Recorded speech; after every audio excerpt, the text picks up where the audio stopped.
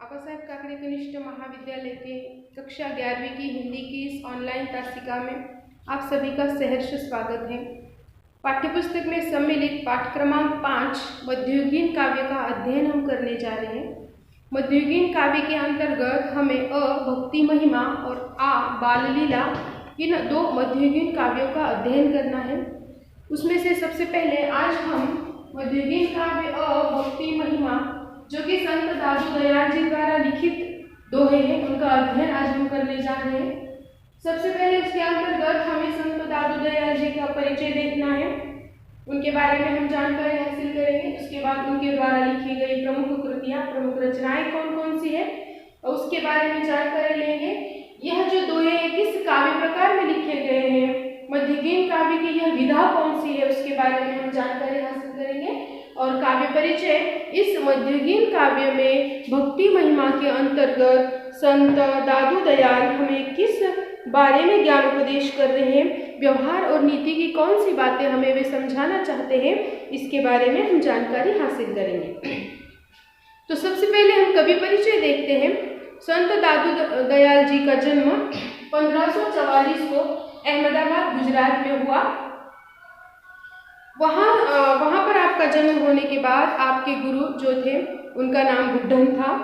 प्रारंभिक दिन अहमदाबाद में व्यतीत करने के बाद आप सांभर राजस्थान में आए और वहीं पर आपने दादू नामक एक संप्रदाय की स्थापना की और जो बड़ी जगत विख्यात हुई। आगे चलकर इस संप्रदाय के अंतर्गत आपने सामाजिक कुरीतियां, अंधविश्वास संबंधी मिथ्याचारों का विरोध किया। साखी तथा पदों का प्रमुख विषय जो है आपके पदों द्वारा, आपके इन साखियों द्वारा आपने सामाजिक कुरीतियों का, आडंबरों का घोर विरोध किया। कबीर की भांति आपने भी निर्गुण निराकार में ही उपास्य को ढूंढा। हिंदी साहित्य के निर्गुण भक्ति संप्रदाय में कबीर के बाद आपका स्थान महत्वपूर्ण है और संत दादू दयाल जी की मृत्यु 1603 में हुई। हमने देखा कि संत दादू दयाल जी का जन्म 1544 में अहमदाबाद गुजरात में हुआ। उन्होंने एक संप्रदाय, एक पंथ की स्थापना की थी जो कि दादू नाम से, जिसका प्रचार और प्रसार हुआ। आपके जो शिष्य थे उन्होंने आपके इस संप्रदाय का प्रचार और प्रसार किया। आप निर्गुण निराकारवादी कवि है, जिस प्रकार कबीर जी है, गुरु नानक जी है, रैदास जी है, जो ईश्वर को किसी स्वरूप में नहीं देखते। निर्गुण निराकारवादी ईश्वर में जो आप श्रद्धा रखते हैं, उन्हीं में से संत कबीर के बाद अगर किसी को सर्वश्रेष्ठ माना जाएगा तो वह है संत दादू दयाल। आपकी जो प्रमुख कृतियां हैं उसमें प्रमुख कृतियों के अंतर्गत आपकी अन्वयवाणी और कायाबेली, यह जो है वो प्रमुख कृतियां हैं। अब हम देखेंगे कि यह भक्ति महिमा किस काव्य प्रकार में लिखा गया है। तो यह जो विधा है वह साखी नाम से प्रचलित है। साखी, यह जो विधा है, साखी शब्द का अर्थ है साक्ष्य या प्रमाण देना। तो इसी साक्ष्य शब्द का अपभ्रंश होते हुए साखी शब्द का निर्माण हुआ है। साखी के अंतर्गत साक्ष्य, प्रत्यक्ष ज्ञान, नीति, ज्ञानोपदेश और संसार का व्यावहारिक ज्ञान देने वाले छंद साखी नाम से प्रसिद्ध हुए हैं। निर्गुण संत संप्रदाय का अधिकांश साहित्य साखी में लिखा गया है, जिसमें गुरु भक्ति और ज्ञानोपदेशों का समावेश है। नाथ परंपरा में गुरुवचन ही साखी कहलाने लगे। सूफी कवियों द्वारा भी इस छंद का प्रयोग किया गया। यानी जो लोग ईश्वर में श्रद्धा रखते हैं लेकिन उनका ईश्वर के स्वरूप की उन्हें आवश्यकता नहीं है, किसी रूप की, मूर्ति की आवश्यकता नहीं है, वह निर्गुण स्वरूप में विश्वास रखते हैं, ज्ञान में विश्वास रखते हैं, तो ऐसे जो संत कवि है उनके द्वारा लिखे गए दोहे हैं वह साखी विधा में लिखे जाते हैं। इस काव्य के अंतर्गत संत दादू दयाल हमें क्या उपदेश करना चाहते हैं। तो प्रस्तुत साखी में संत कवि ने गुरु महिमा का वर्णन किया हुआ है। गुरु की महिमा अपरंपार है, इसके बारे में वे हमें जानकारी देते हैं। ईश्वर को पूजने के लिए कहीं बाहर जाने की आवश्यकता नहीं है। ईश्वर तो हर एक के मन में बसते हैं। हर एक के मन के भीतर ईश्वर है और ईश्वर का नाम स्मरण करने से पत्थर हृदय वाला व्यक्ति भी मक्खन सा मुलायम बन जाता है। प्रेम का एक अक्षर पढ़ने वाला और समझने वाला वही ज्ञानी होता है। मनुष्य को उसका अहंकार ही मारता है, दूसरा कोई नहीं मार सकता। अहंकार का त्याग करने से ईश्वर की प्राप्ति होती है। जिसकी रक्षा ईश्वर करता है वही इस भवसागर को पार कर सकता है। इस संसार रूपी सागर को वही व्यक्ति पार कर सकता है जिसकी रक्षा ईश्वर करता है। ईश्वर एक है और वह सभी मनुष्यों में समान रूप में बसता है, अतः सबको समान मानना चाहिए। इस तरह के उपदेश हमें भक्ति महिमा के अंतर्गत संत दादू दयाल जी करना चाहते हैं। तो उनके दोहों के माध्यम से हम देखेंगे कि किस तरह गुरु महिमा की जानकारी वो देते हैं, किस तरह मनुष्य के भीतर हमें यानी एक मनुष्य को दूसरे मनुष्य के अंदर या खुद अपने मन में ही ईश्वर को ढूंढना है। यह हम उनकी साखियों के उनके इन दोहों के बारे में उसकी जानकारी हासिल करेंगे। पहला दोहा है, माखन मन पाहन भया माया रस पिया, पाहन मन माखन भया राम रस लिया। यहाँ पर माखन शब्द का अर्थ है मक्खन, पाहन शब्द का अर्थ है पत्थर, भया शब्द का अर्थ है कुआं। कवि कहना चाहते हैं कि मक्खन जैसा हृदय पत्थर के समान बन जाता है जब व्यक्ति माया रस पीता है। माया रस यानी मोह वाला रस, लोभ या गर्व वाला रस। संसार के मोह रूपी जाल में जब व्यक्ति फंस जाता है तब वह मक्खन से मुलायम हृदय का व्यक्ति भी पत्थर के समान बन जाता है। और उसके विरुद्ध संत कवि दादू हमें ये कहना चाहते हैं कि अगर पत्थर हृदय वाला व्यक्ति भी हो, पाहन मन माखन भया यानी पत्थर हृदय वाला व्यक्ति भी मक्खन से मुलायम हृदय वाला बन गया। क्यों? क्योंकि उसने राम रस लिया, यानी राम नाम का स्मरण उसने किया। राम नाम के स्मरण से पत्थर हृदय वाला व्यक्ति भी मोम से या मक्खन से मुलायम हृदय वाला बन जाता है। यानी दादू दयाल हमें यह कहना चाहते हैं कि मोह माया में लिप्त रहने वाले तथा भक्ति रस का पान न करने वाले लोगों की तुलना वो करते हुए कहते हैं कि जो लोग माया मोह में डूब जाते हैं, अर्थात जिन्हें माया रूपी रस पान कर लिया है जिन लोगों ने, ऐसे लोगों का कोमल हृदय सूख कर पत्थर के समान बन जाता है। और जिन लोगों ने भक्ति रस का पान किया है उन लोगों का पत्थर के समान जो हृदय था वह अब बदल कर मक्खन के समान मुलायम बन गया है। अर्थात उनका हृदय प्रेम से अब भर उठा है। किसके कारण? भक्ति रस के कारण, राम नाम के स्मरण के कारण पत्थर हृदय वाले व्यक्ति भी मक्खन के समान कोमल हृदय वाले बन चुके हैं। दूसरा उदाहरण हम देखते हैं, जहाँ राम तह मैं नहीं, मैं तह नाही राम, दादू महल बारीक है, दवे को नाही ठाम। यहाँ पर दादू जी कह रहे हैं कि जहाँ पर राम है वहां पर मैं नहीं। मैं शब्द का अर्थ यहाँ पर है अहंकार। जहाँ राम तहाँ मैं नहीं, यानी जहाँ पर राम बसते हैं, जिस हृदय में राम बसते हैं वहां पर मैं यानी अहंकार को कोई जगह नहीं है, यानी ठाम।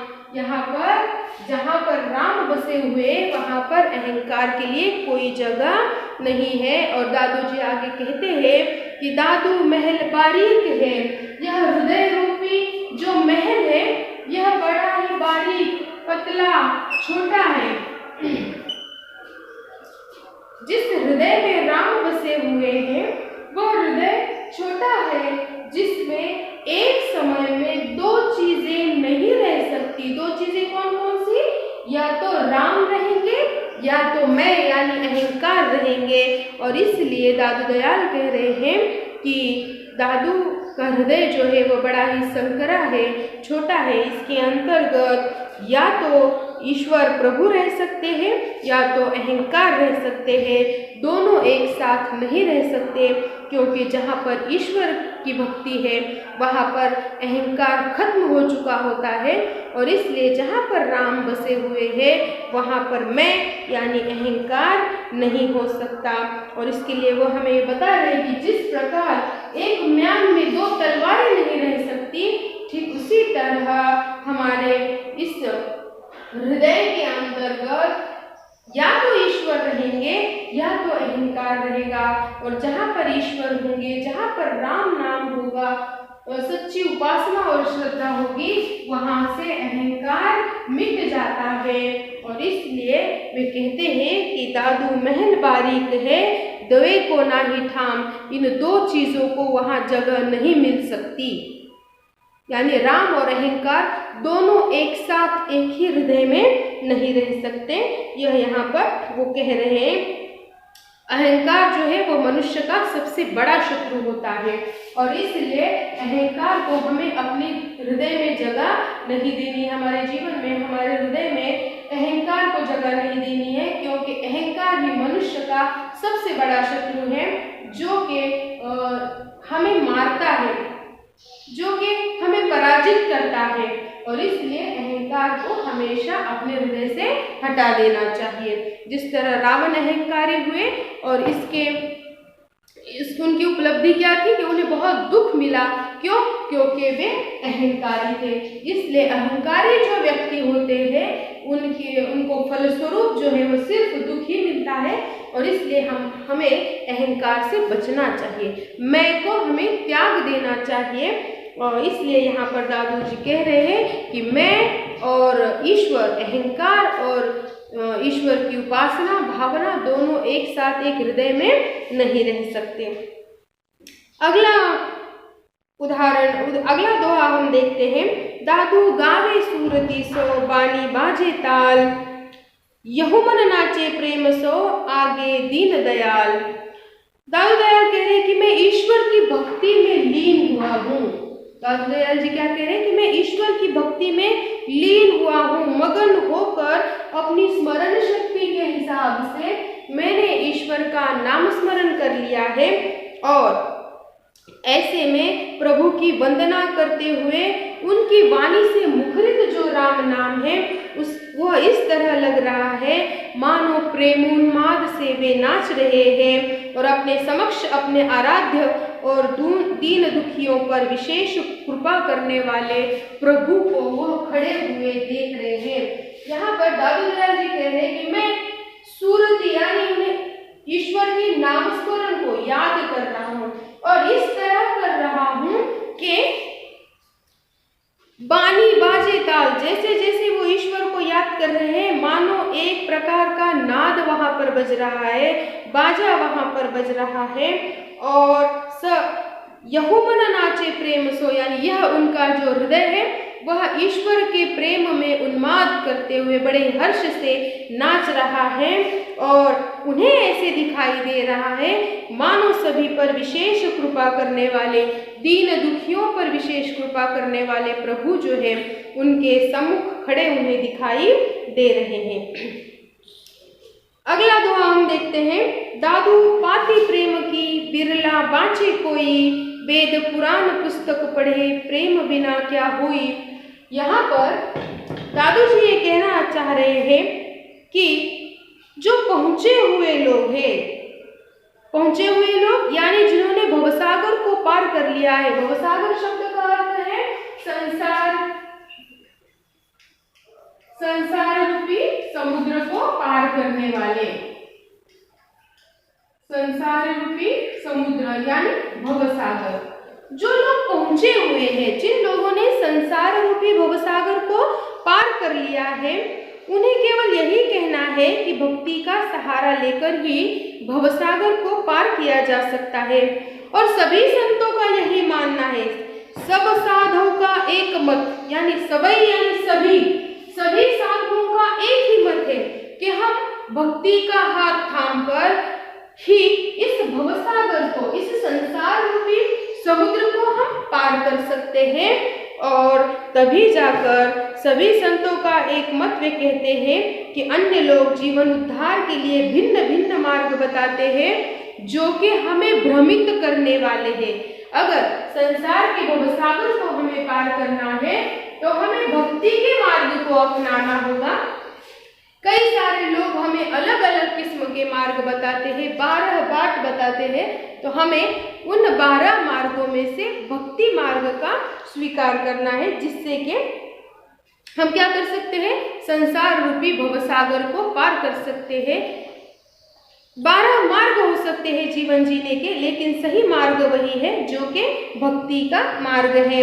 दादू दयाल जी हमें इन दोहों के माध्यम से यह बताना चाहते हैं कि भक्ति के मार्ग से, राम के नाम का स्मरण करने से ही हमारा पत्थर हृदय मक्खन सा मुलायम हो जाएगा, प्रेम उसके अंतर्गत भर जाएगा। दूसरे दोहे के अंतर्गत वो हमें यह बताना चाह रहे हैं कि हमें हमारे हृदय से अहंकार को मिटाना है। जहाँ पर अहंकार होगा वहाँ पर नाश होगा, जहाँ पर अहंकार होगा वहाँ पर दारुण दुख होगा।